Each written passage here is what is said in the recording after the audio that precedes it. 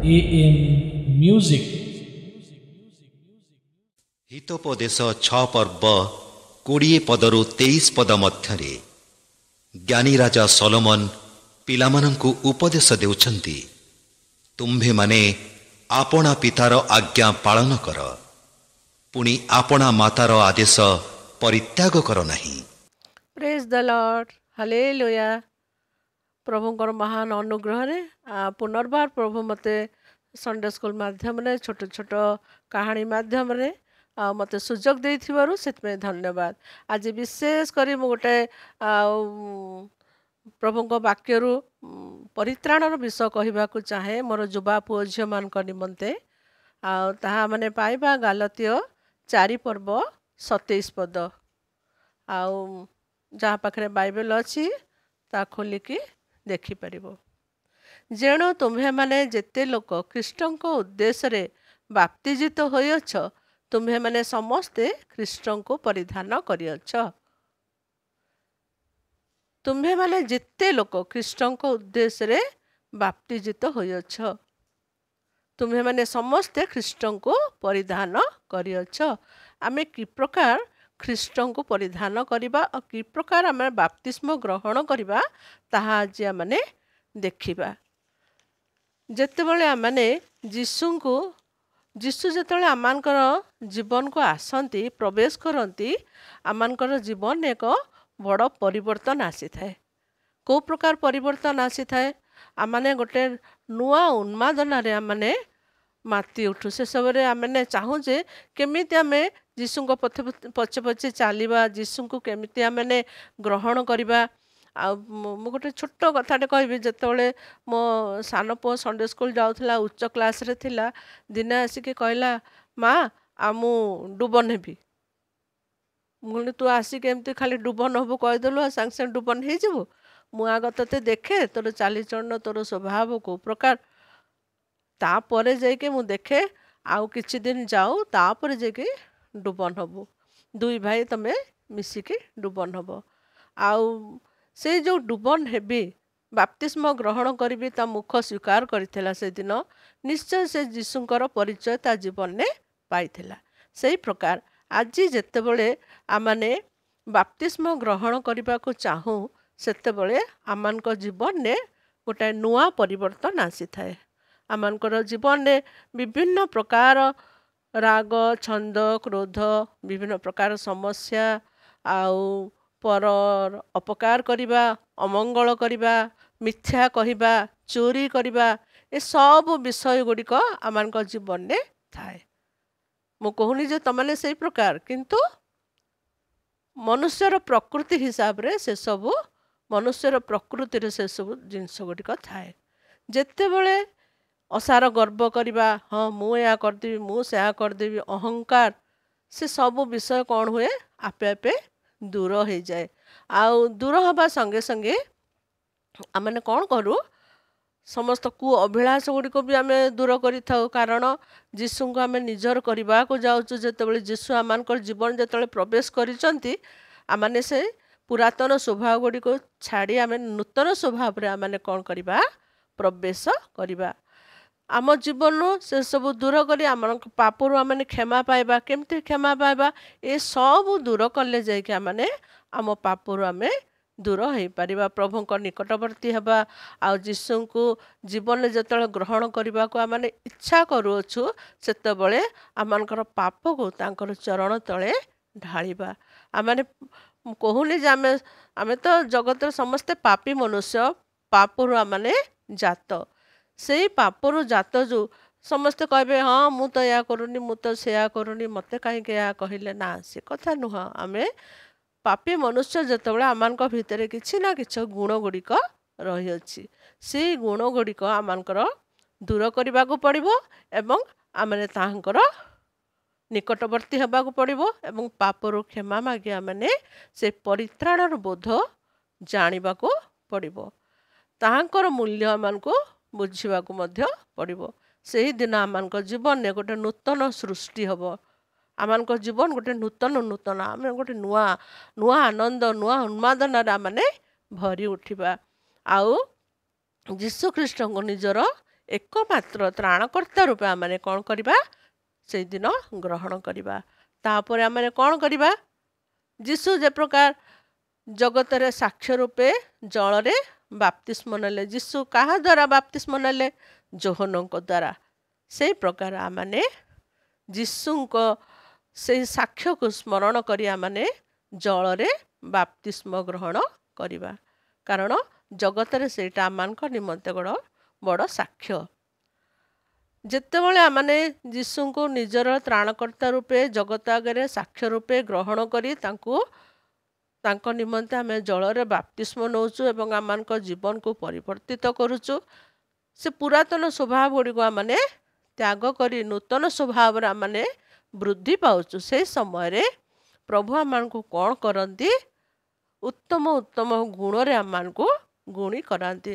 नुआ नुआ स्वभाव आमानकु आगे नहीं जाती जे प्रकार आमानकर गालातीय 5 पर्व 27 पदरे लिखा जाए जे 9टी फल कौन दीर्घ सहिष्णुता आउ कहूँ प्रेम आनंद शांति दीर्घ सहिष्णुता पर उपकारिता भद्रता विश्वस्तता मृदुता आत्मसंयमता आत्मांकर द्वारा जीवन प्राप्त हो आमने कौन हबा यही आचरण गुड़िक आमने देखा जगत रे जितेबाला आमने अच्छु जगत रे जितेबाला आमने जीशु को निजर परित्राणकर्ता रूपे ग्रहण करिचु से समय रे आमानक जीवन ने ए सबु रहिबा आवश्यक ए सबु जदि आमानकर नूतन स्वभाव रे जदि नाही ताहले आमने से पुरातन स्वभाव रे ही रहिचु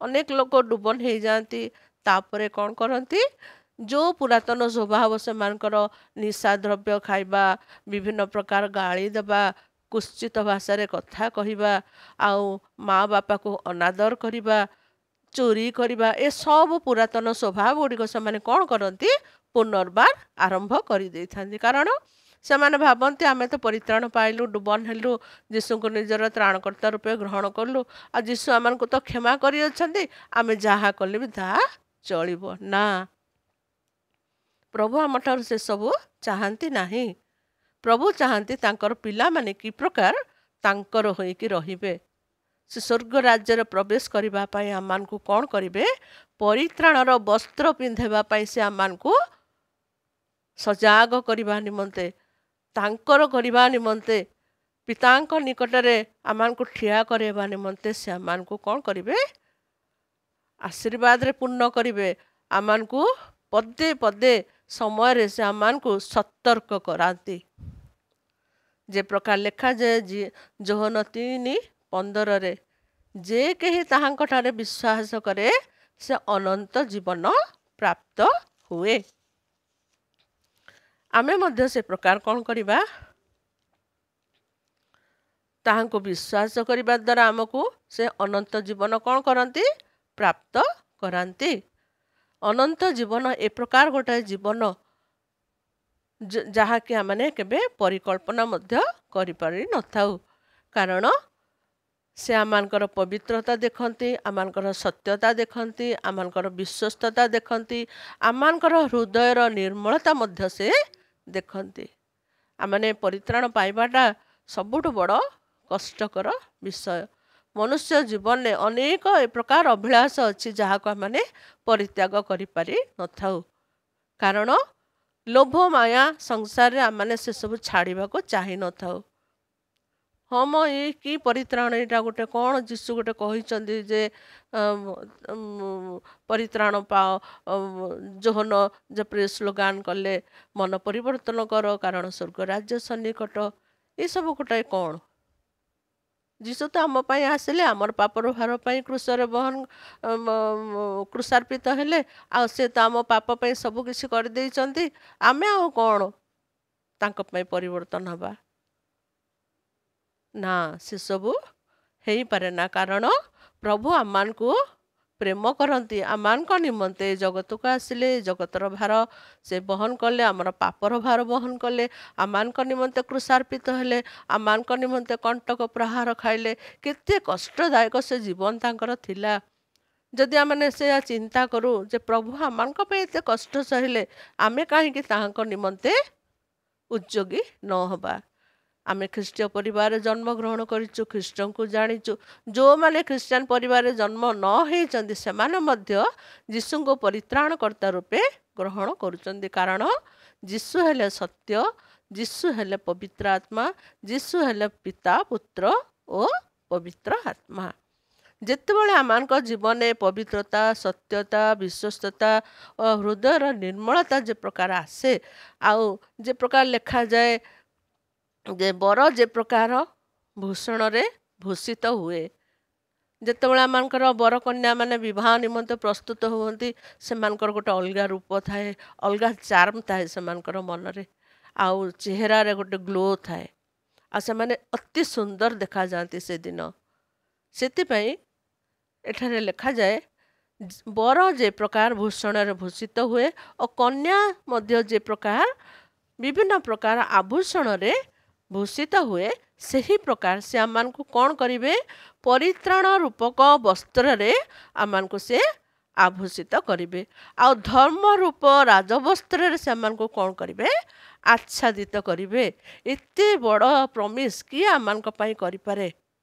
ଯେ କି ଆମମାନଙ୍କର ପରିତ୍ରାଣକର୍ତ୍ତା, ଯେ କି ଆମମାନଙ୍କର ମୁକ୍ତିଦାତା, ଯେ ଆମମାନଙ୍କର ଜୀବନକୁ ସଜାଡ଼ିବା ପାଇଁ ଆସିଲେ, ଆମମାନଙ୍କ ଜୀବନକୁ ମୁକ୍ତିର ମାର୍ଗ ଦେଖାଇବା ପାଇଁ ଆସିଲେ, ସେ ହିଁ ଆମମାନଙ୍କ ପାଇଁ ଏହା କରିବା ସମ୍ଭବ ପରମେଶ୍ୱର। ସେଥିପାଇଁ ଆମମାନେ କ'ଣ କରିବା ଆବଶ୍ୟକ? ଆମମାନଙ୍କର ପୁରାତନ ବିଷୟ ଗୁଡ଼ିକୁ ତ୍ୟାଗ କରି ନୂତନ ସ୍ୱଭାବ ଅର୍ଥାତ୍ ଈଶ୍ୱରଙ୍କର ସାକ୍ଷାତରେ ଆମମାନେ ଧାର୍ମିକତାରେ ଓ ସତ୍ୟତାରେ ଓ ପବିତ୍ରତାରେ ଆମମାନେ ବଞ୍ଚିବା ଆବଶ୍ୟକ।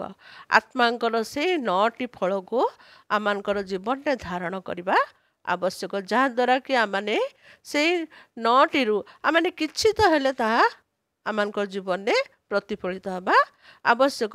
ଆମେ ସବୁ ନ କରିପାରୁ, କିନ୍ତୁ ଆମମାନେ ଚେଷ୍ଟା କରିବା ଯେମିତି ଆମେ ସେଇ 9ଟି ଫଳକୁ ଆମମାନଙ୍କର ଜୀବନରେ ଯେମିତି ଫଳ ଫଳେଇ ପାରିବା। ତାହାଦ୍ୱାରା ପ୍ରଭୁ ଆମମାନଙ୍କୁ କ'ଣ କରିବେ?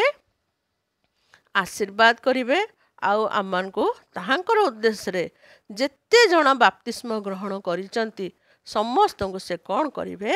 ଆତ୍ମାରେ ଆଉ ତାଙ୍କର ଜୀବନର ପରିବର୍ତ୍ତନ, ଆମମାନଙ୍କର ଜୀବନର ପରିବର୍ତ୍ତନ ଦ୍ୱାରା ସେ ଆମମାନଙ୍କୁ ନୂତନ ବସ୍ତ୍ରରେ ପରିଧାନ କରିବା ନିମନ୍ତେ ତାହାଙ୍କର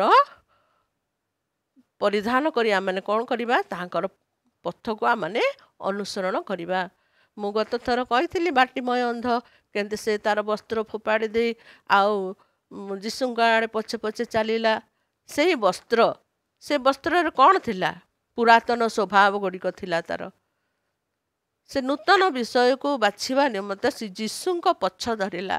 ଆଜି ଆମମାନଙ୍କ ଜୀବନରେ ମଧ୍ୟ ସେହି ପ୍ରକାର ଆମମାନେ ଅନ୍ଧ ଅଛୁ। ସେହି ପ୍ରକାର ଆମମାନେ ମଧ୍ୟ ସେ ପୁରାତନ ବସ୍ତ୍ରକୁ ତ୍ୟାଗ କରି, ପୁରାତନ ସ୍ୱଭାବ ଗୁଡ଼ିକୁ ତ୍ୟାଗ କରି ନୂତନ ବିଷୟରେ ଆମମାନେ ଆଗେଇବା ଆବଶ୍ୟକ। ଆମ ସମସ୍ତଙ୍କୁ ପ୍ରଭୁ ଆଶୀର୍ବାଦ କରନ୍ତୁ। ଆମେ ଯେପରି ତାଙ୍କର ପଥ ଅନୁସରଣ କରିବା, ଜୀବନରେ ଯେତେ ଦିନ ବଞ୍ଚିଛୁ ଅନ୍ୟମାନଙ୍କର ଉପକାରର କାରଣ ହେବା, ଅନ୍ୟମାନଙ୍କୁ ସାହାଯ୍ୟ କରିବା, ଅର୍ଥରେ ହେଉ, କାର୍ଯ୍ୟରେ ହେଉ, ନିଜର ବଳ ଦ୍ୱାରା ହେଉ ସାହାଯ୍ୟ କରିବା। ଦୁଃଖରେ ପଡ଼ିଲେ ସେ ଦୁଃଖୀ ପରିବାରରେ ଯାଇ ଆମେ ଠିଆ ହେବା। ଆଉ ଯେତେବେଳେ ଆମମାନଙ୍କ ଦ୍ୱାରା କାହାର ଯଦି କୌଣସି ଉପକାର ହେଉଛି ସେ ଉପକାର ମଧ୍ୟ ଆମେ କରିବା। ଆମେ ଦୀର୍ଘ ସହିଷ୍ଣୁ ହେବା, କାରଣ ଆମମାନଙ୍କର ସହିବା ଶକ୍ତି ଟିକେ କମ୍। କାରଣ ଆମେ ମନୁଷ୍ୟ, ଆମମାନଙ୍କର କ୍ରୋଧଟା ଅଧିକ।